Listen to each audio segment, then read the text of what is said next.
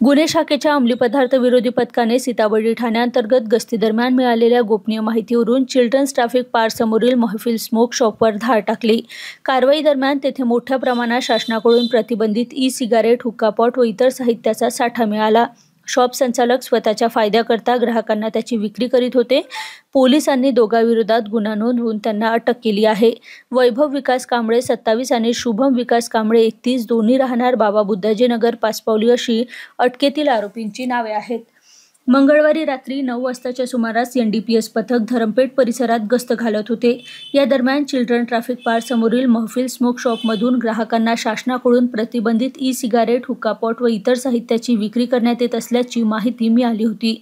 आरोपी शॉपमध्ये येणाऱ्या ग्राहकांना प्रतिबंधित वस्तूची विक्री करताना आढळले। पोलिसांनी शॉपमधून 17 वेब ई-सिगारेटची पॅकेट, 17 प्रतिबंधित विदेशी सिगारेट, हुक्का पॉट, पाईप, विविध फ्लेवरचे तंबाखू, दुचाकी, 4 मोबाईल फोन, DVR सिस्टम आणि रोख असा एकूण 3,36,700 रुपयाचा माल जप्त केला।